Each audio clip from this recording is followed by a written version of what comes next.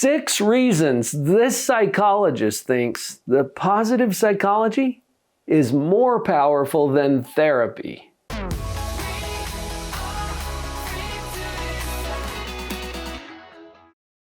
Hi, I'm Dr. Paul Jenkins. I am a professional psychologist. I've been doing this for 3 decades now, and I've done both therapy and positive psychology coaching. Here's 6 reasons why I think positive psychology wins. Reason number 1, circumstances are neutral. I've had a lot of exposure to the cultures and traditions behind both traditional therapy and positive psychology coaching. In positive psychology coaching, there's a phrase that comes up a lot. Circumstances are neutral. Circumstances are neutral. Circumstances are neutral. And it almost gets to the point of annoying. Here's why that's true. It is what it is. Also annoying, depending on who's saying it and why. But all it means is that our circumstances, whatever they are, could always be better or worse than they already are. Is that true? And at this point, I don't want you to take my word for this. I want you to run it through your own filters and see that no matter where you are, it could always be worse. Is that true? You can think of some of the most horrendous circumstances. September 11th, 2001. Were you around? Do you remember what happened? Have you seen the new history books where my country, the United States of America, was under attack from terrorists? Thousands of people died. Huge buildings brought to piles of rubble in those vicious attacks. How could it be worse? One more terrorist, one more plane, one more casualty makes it worse. Would you agree? So it could always be worse. Is that true the other direction? That no matter how good things seem, it could always be better. Think of your bank account. Yeah, it could always be better. What that means is that circumstances, whatever it is, it could always be better. It could always be worse. That's what I mean when I say circumstances are neutral. And when I say that they're neutral, I do not mean that they are pleasant or easy. They might be extremely painful and difficult, but they are neutral in the sense that it could always be better, it could always be worse. Therapy, the tradition, the culture around therapy is not that circumstances are neutral. Because certain circumstances are elevated to a status of special caseness. If certain things happen to you, for example, well, that means certain things about you. And I was in that culture for the first 15 years of my career. And I was trained, taught, and educated that what our parents do matters a whole lot for how we're going to grow up. Now, I'm not saying that parenting isn't important. In fact, if you browse around right here on this channel, you're going to see hundreds of videos about positive parenting. I think we need to do a better job raising our kids. But what I'm saying is that's not the determining factor. It could always be better. It could always be worse. That leads me right into the second reason, and it kind of ties into the first. Reason number 2 is that trauma is universal. What do I mean by that? You answer this. Who experiences trauma? You might be thinking, well, I have. Doc, I've had trauma in my life. Yeah. Welcome to Earth. So have I. So has every human being that I know. Now, sometimes there's debates going on out there. Well, my trauma is worse than your trauma. It's all trauma. And it could always be better. It could always be worse. What if we were to stop comparing our trauma and just accept that it's universal? This is not the culture of therapy. Trauma has a special case status in the therapy culture. In positive psychology coaching, trauma is neutral. Trauma is a given. Trauma is universal. I get fired for this sometimes because it's offensive to people to hear, oh, my trauma is neutral. Well, I'm sorry if that offends you. I invite you to take a new look at it and see if it changes the game for you if you quit giving it special case status, because I believe that trauma is universal. Now, what kind of trauma we experience, that varies from person to person. But we're not here to compare my trauma against your trauma. It's all trauma. Reason number 3, our brain is constantly evaluating or judging. I'm not here to tell you how to think. I don't have that kind of authority. I just want you to see that you are thinking. And part of that thinking is this evaluation or judgment process that I just mentioned. Your brain has to do this. It's kind of like gravity. You never get up in the morning and think, I wonder if gravity's on today. It tends to be. And in a similar way, your brain is constantly judging. I invite you right now to notice that. You're judging yourself, aren't you? Pretty harshly sometimes. You judge the people you live with, your spouse, your children. You judge the people in your community, the people at work. You judge the economy, the government. You're judging the weather. You're judging me. It's all right. I'm judging you too. We can't turn it off. We're people. Welcome to Earth. And because we know this, positive psychology coaching is not about stop judging. It's about noticing that you are and then choosing to take that in a particular direction that serves you well.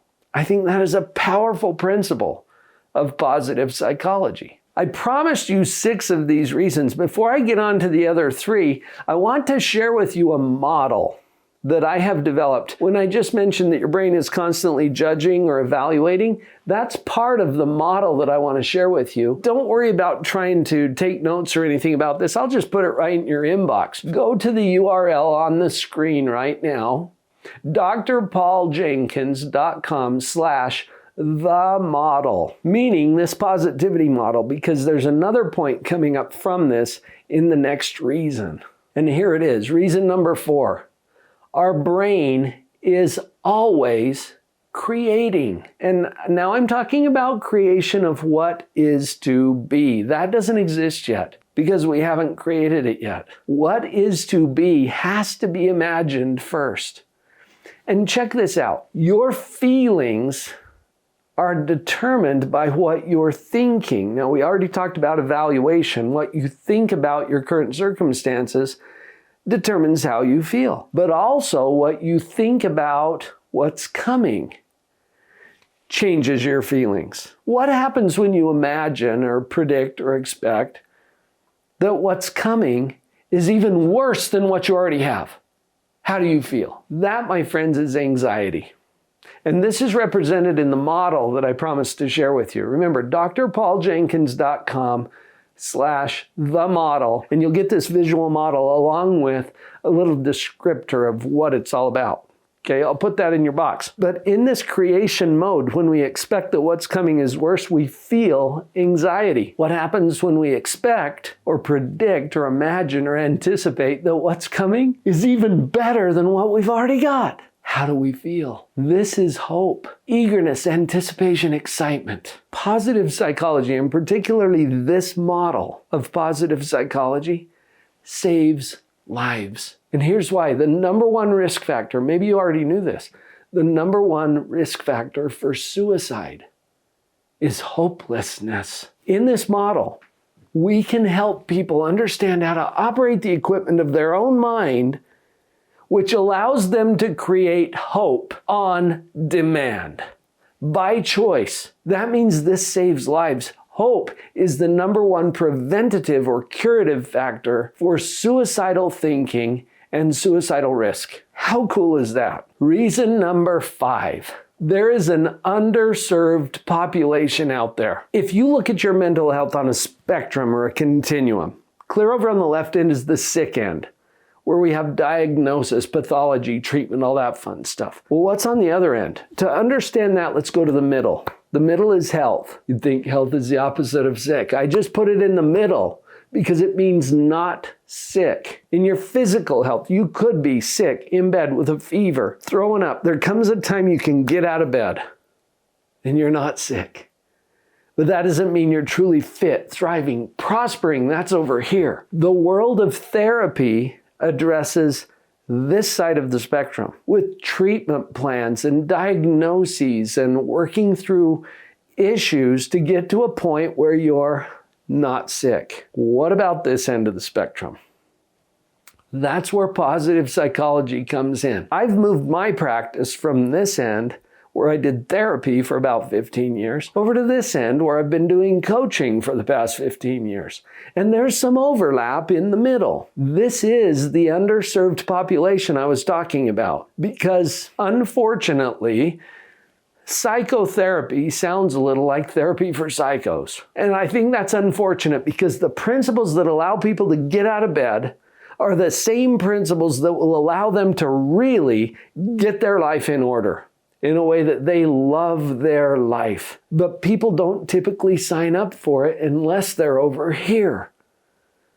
So this middle of the spectrum population that is underserved can be served best, I think, through positive psychology coaching, which doesn't carry the stigmas of diagnosis or treatment. And everybody's got issues. Have you noticed?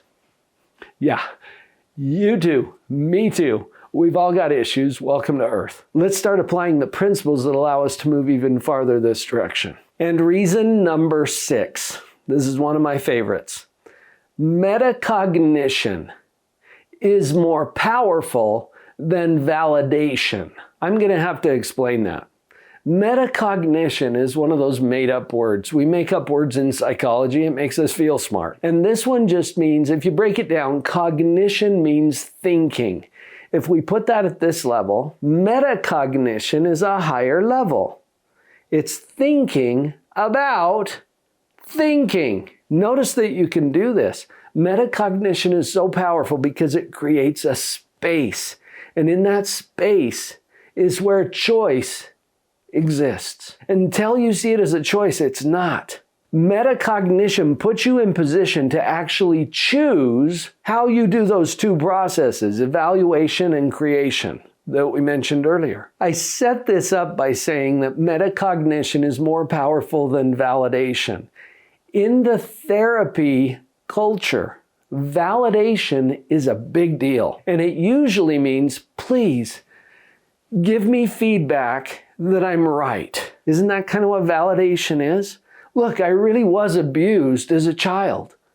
Can you validate my experience? Well, how helpful is that if by validating that I'm telling you, yeah, you need to be a victim for the rest of your life? See, when I put it in those terms, it doesn't sound quite so appealing, does it? Metacognition is more powerful than validation because instead of telling you what to think or telling you that you're right, and by the way, you are right about how you feel. How you feel is 100% consistent with the way your mind is doing these processes that we already talked about. Until you see it as a choice, it's not. And that's why metacognition is such a powerful tool.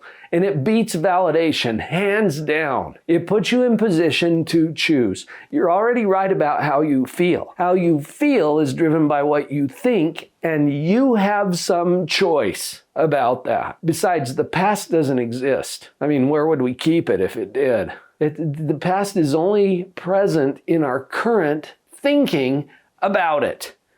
And we get to choose what we're thinking. Those are 6 compelling reasons why I think positive psychology coaching beats therapy. And I still think there's a place for therapy, but I think positive psychology coaching is even more powerful. Did you get something useful from this? I promised to send you this model. Go to the URL drpauljenkins.com/themodel, and I will put this right in your inbox.